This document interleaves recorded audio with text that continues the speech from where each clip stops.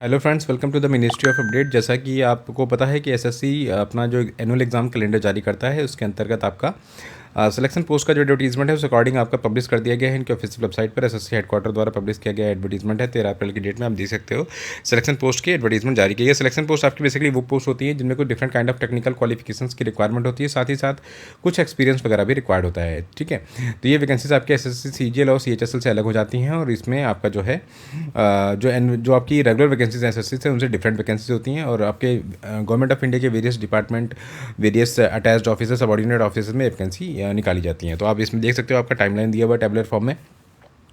Submission of applications जो है आपकी 13 अप्रैल से स्टार्ट होंगी, 4 मई को आपका क्लोजिंग है और 11 बजे तक। ठीक है, इसके अलावा अगर हम फ़ी पेमेंट की बात करें तो 5 मई तक आपका रात को 11 बजे तक आप फ़ी पेमेंट कर सकते हो। करेक्शन विंडो आपकी 3 दिन के लिए ओपन रहेंगी, 11 मई से लेकर 13 मई के बीच में। और इसके अलावा आपका टेंटेटिव डेट ऑफ एग्जामिनेशन आपका जून 2026 रहने वाला है। और इसके अलावा हम मेजर जो इश्यूज़ हैं उन पर बात करेंगे, बिकॉज एडवर्टीजमेंट बहुत ही बड़ा है। ये आपका 129 पेजेस का एडवर्टीजमेंट है। तो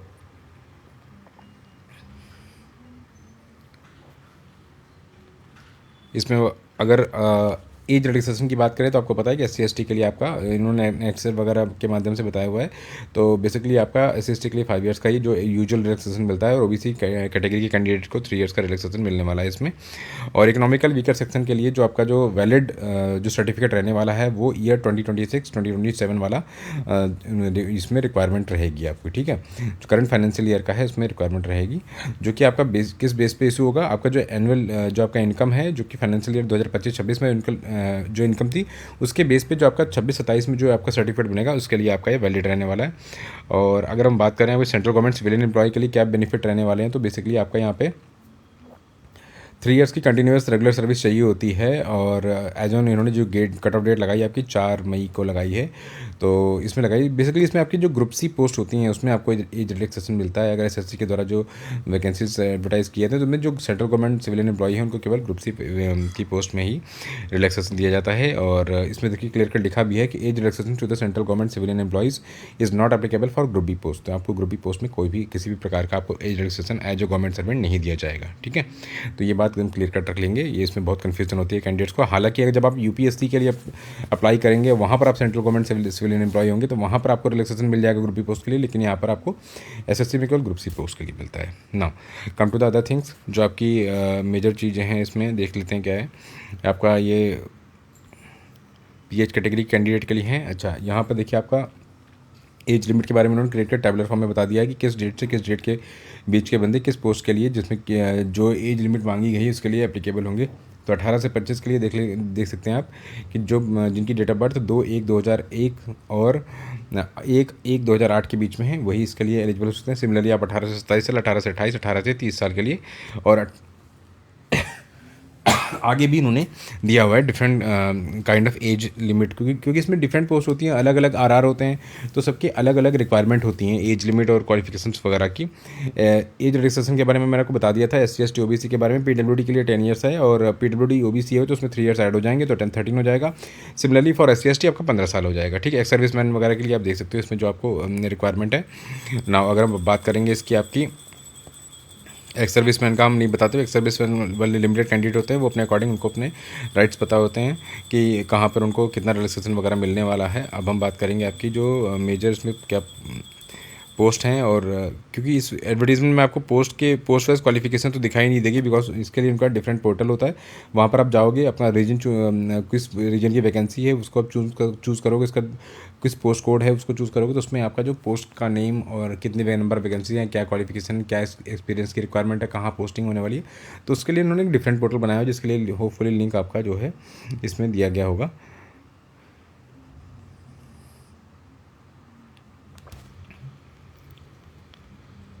एप्लीकेशन फ़ी आपकी 100 रुपये रहने वाली है और शायद आपकी हर एक पोस्ट के लिए आपको अलग अलग अप्लाई करना होगा, एज जो प्रीवियस प्रैक्टिस जो एसएससी में होता है आपका, कि उसके लिए आपको डिफरेंट काइंड ऑफ पोस्ट के लिए आपको अलग अलग अप्लाई करना होगा। हालांकि आपका मैट्रिकुलेशन 10+2 और ग्रेजुएशन एंड अबव लेवल का एग्जामिनेशन एक साथ ही कंडक्ट कराए जाते हैं सभी पोस्टों के लिए। उसमें आपके अलग अलग पोस्ट के लिए अलग अलग कट ऑफ जाती है और जिस पोस्ट के लिए भी आप एलिजिबल कट ऑफ आप क्लियर करते हैं उसके लिए आपको अपने डॉक्यूमेंट वगैरह उनको सेंड करने होते हैं।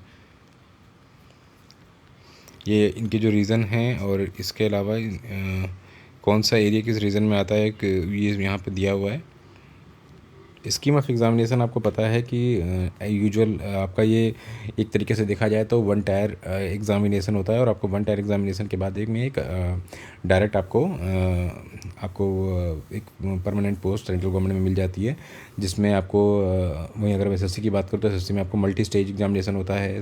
10+2 में भी आप देख सकते हो कि मल्टी स्टेज एग्जाम, देखिए यहाँ पे सिंगल स्टेज एग्जामिनेशन है। आपको जनरल इंटेलिजेंस के 25 क्वेश्चन पूछे जाएंगे, 50 मार्क्स के होंगे। जनरल अवेयरनेस के 50 मार्क्स के। क्वान्टिटेटिव एप्टीट्यूड में होगा आपका 25 एंड 50। इंग्लिश लैंग्वेज में आपका 25 क्वेश्चन होगा, 50 मार्क्स होगा। टोटल आपका देख सकते हो, टोटल आपका 200 मार्क्स का क्वेश्चन होगा इसमें, और 0.5 की निगेटिव मार्किंग रहने वाली है इसमें, ठीक है। कंप्यूटर बेस्ड में जो आपका एग्ज़ाम होगा हिंदी इंग्लिश दोनों लैंग्वेज में होगा, एक्सेप्ट द लैंग्वेज पेपर।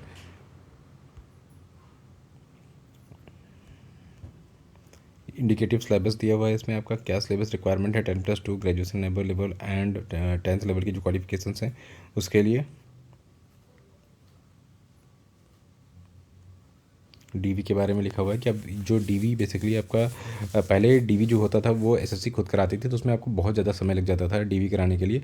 लेकिन अभी क्या है कि एसएससी क्या करती है, आपके डोजियर जो है वो यूजी डिपार्टमेंट जो भी होता है जो आपकी वैकेंसी के लिए रिक्वेस्ट डाल रहा है, रिक्वेजिशन दे रहा है, ये उनको देते हैं, और वो आपका स्क्रूटनी ऑफ डॉक्यूमेंट और ये जो आपका डीवी कराना है वो बेसिकली आपको डिपार्टमेंट करा रहा है, बिकॉज उनको ही चेक करना है। टेक्निकलिटी उन्हें पता है कि इसमें किस पोस्ट में क्या क्वालिफिकेशन या कौन सी डिग्री कौन सा डिप्लोमा एक्सेप्ट किया जाएगा, कौन सा एक्सेप्ट नहीं किया जाएगा, कौन सा एक्सपीरियंस एक्सेप्टेबल है, कौन सा एक्सेप्टेबल नहीं है। तो इसलिए इन्होंने टाइम सेव करने के लिए, रिक्रूटमेंट प्रोसेस को फास्ट करने के लिए वहाँ पर इनको डायरेक्ट डोजियर उन्हीं को फॉरवर्ड कर देते हैं।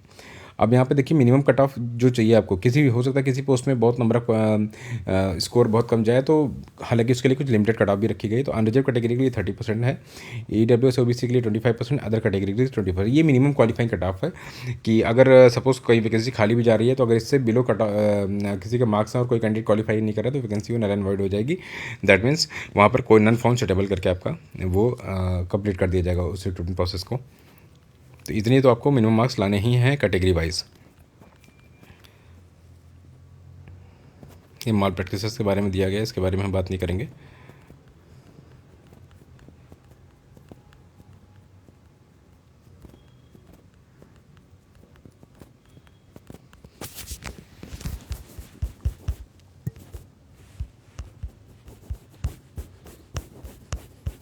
ये एप्लीकेशन फॉर्म को भरने का तरीका बताया गया है आपको कि कैसे एप्लीकेशन फॉर्म को आपको फिल करना है।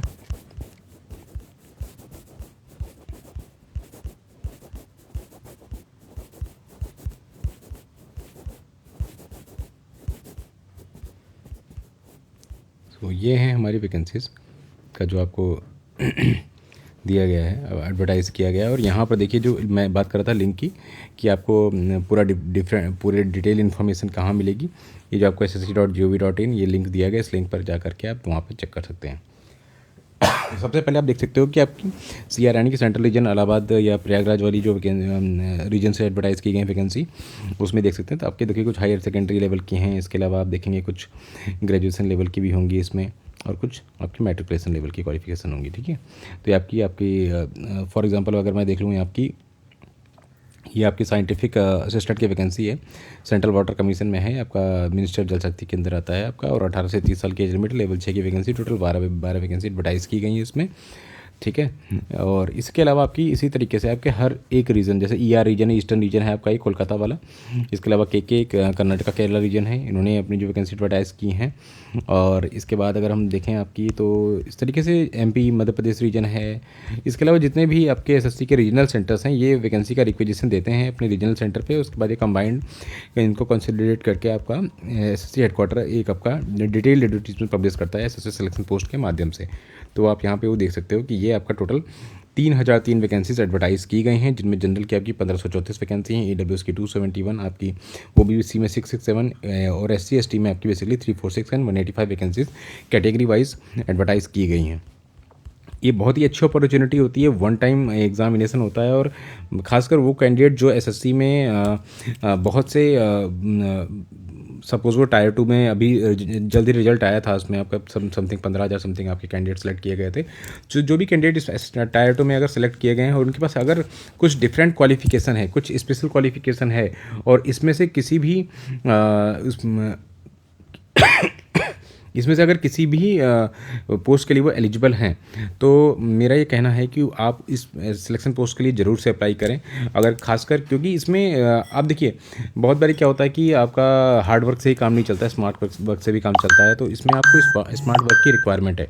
स्मार्ट वर्क की रिक्वायरमेंट इस तरीके से है कि सपोज़ आपने कहीं कुछ डिफरेंट काइंड ऑफ आपने एक्सपीरियंस गेन किया हुआ है किसी अलग डिपार्टमेंट में, और आपके पास कुछ मान लीजिए स्टैट्स में डिग्री है, और आपने कहीं मिनिस्ट्री ऑफ स्टैट या किसी भी डिपार्टमेंट में कॉन्ट्रेक्चुअल या किसी भी तरीके से आपके पास कुछ डिफरेंट एक्सपीरियंस रिक्वायरमेंट है, उस तरीके की कोई पोस्ट यहाँ एडवर्टाइज हो गई, तो ऑलरेडी वहाँ पे आपका जो कंपटीशन है बहुत कम हो गया। बिकॉज आपकी वो 10-12 पोस्ट या जो भी एक दो पोस्ट हैं उसके लिए आपकी एप्लीकेशन ही विदिन 1000 या विदिन 500 एप्लीकेशन ही रिसीव होंगी, और उसमें से भी आप मान के चलो कि आपके जो है हार्डली अगर 500 एप्लीकेशन तो 100-200 बच्चे आपके पेपर देने आते हैं, तो वहाँ पर बहुत ही एक अच्छा चांस होता है। और वहाँ पर आपके एक वैकेंसी के पीछे 20 कैंडिडेट 1:20 के कैंडिडेट में आपके रेशियो में आपके डीवी के लिए शॉर्टलिस्ट किए जाते हैं, तो इसमें आपका बहुत अच्छा चांस होता है कि आपको वेटिंग लिस्ट से भी बुलाया जाता है। इसमें मैंने सिलेक्शन पोस्ट में देखा है कि बहुत ज़्यादा कैंडिडेट्स आपकी वेटिंग लिस्ट से कॉल किए जाते हैं। डिफरेंट मिनिस्ट्रीज़ में देखा है कि वेटिंग लिस्ट अच्छी खासी ऑपरेट की जाती है इसमें,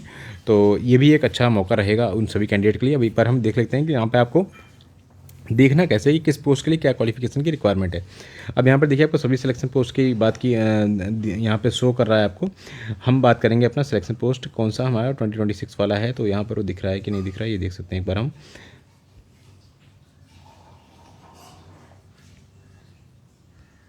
ये देखिए फेज आपका ये दिया हुआ है 14/2026।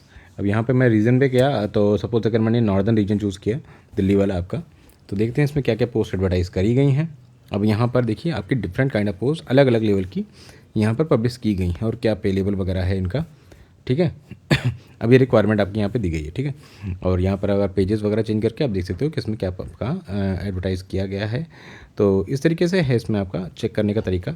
मैं एक आधा वैकेंसी को चेक करके दिखा देता हूँ, जैसे कोई डिफरेंट काइंड ऑफ वैकेंसी हो, जैसे आपका रिसर्च असिस्टेंट एनवायरनमेंट की वैकेंसी है। तो अगर मैं इस पर देखिए यहाँ पर आपको जाना है तो यहाँ पे क्लिक कर दें। यहाँ क्लिक करने के बाद आप देख सकते हो यहाँ पर आपका पोस्ट कोड दिया हुआ है, पोस्ट नेम दिया हुआ है, इनिशियल प्लेस ऑफ पोस्टिंग आपकी न्यू दिल्ली रहने वाली, जॉब रिक्वायरमेंट क्या है, जॉब ड्यूटीज़ क्या है वो लिखी हुई है, और इसके अलावा level of examination graduation and above रहने वाले। इसमें देखिए रिक्वायरमेंट क्या है, master degree in environment sciences, earth sciences, botany, zoology, chemistry, biotechnology, और bachelor degree in engineering technology, environmental sciences या बायोटेक्नोलॉजी में रिक्वायरमेंट होगी। और मिनिस्ट्री आपकी एनवायरमेंट फॉरेस्ट क्लाइमेट चेंज है, और इसके अलावा आपका जो यूजी डिपार्टमेंट बेसिकली यही है। और लेवल 6 की आपकी वैकेंसी है, कोई स्किल टेस्ट की रिक्वायरमेंट नहीं है आपकी। ग्रुप बी पोस्ट है आपकी, मेल फीमेल ट्रांसजेंडर सभी के लिए अप्लाई कर सकते हैं। और आपका ये पीडब्ल्यूडी के बारे में दिया हुआ है, और किस पोस्ट की कितनी वैकेंसी, जैसे यूआर की एक वैकेंसी है आपकी, एससी की एक है, टोटल 2 वैकेंसी एडवर्टाइज की गई हैं। और बस ये आपका था। तो आप देखो ना इसमें इस तरीके की डिफरेंट काइंड ऑफ क्वालिफिकेशन की रिक्वायरमेंट होती है। जब ये एसएससी के प्रॉपर जो आपका जो एसएससी का सिलेक्शन पोस्ट एसएससी का जो सीजीएल होता है या सीएचएसएल होता है, उसके अंदर ये वैकेंसी एडवर्टाइज नहीं की जा सकती, क्योंकि इसमें कुछ ना कुछ डिफरेंट मांगा जाता है। अब लाइब्रेरी इन्फॉर्मेशन असिस्टेंट की हम बात करें तो यहाँ पर देखेंगे आप बेसिकली आपसे बैचलर डिग्री लाइब्रेरी साइंस में रिक्वायरमेंट रही होगी, मांगी गई होगी, और इसके अलावा आपका 2 ईयर्स का इसमें एक्सपीरियंस की रिक्वायरमेंट होती है, ठीक है। तो ये जिन कैंडिडेट्स के पास है और उनकी एज लिमिट है, उसके बाद वो इसके लिए ईजिली अप्लाई कर सकते हैं, और ये एक अच्छी अपॉर्चुनिटी है। तो यही एक वीडियो के माध्यम से आपको अपडेट देना था। हालांकि ये एडवर्टीजमेंट 2 दिन पहले ही आ गया था, और जो भी कैंडिडेट्स के लिए हैं अप्लाई एलिजिबल हैं ज़रूर से ज़रूर अप्लाई करें इसके लिए। और अगर कोई भी आपको परेशानी है, कुछ दिक्कत आ रही है एप्लीकेशन फॉर्म में, या कुछ कन्फ्यूज़न है, या सिलेक्शन पोस्ट के बारे में कुछ और आपको पता करना है, तो आप कमेंट बॉक्स में कमेंट कर सकते हैं, मैं उसका जवाब जरूर देने का आपको ट्राई करूँगा। Thanks for watching ministry of update. और इसी तरीके के वीडियोज़ पे बने रहने के लिए, अपडेट लेने के लिए आप मिनिस्ट्री ऑफ अपडेट को सब्सक्राइब करें। Thank you.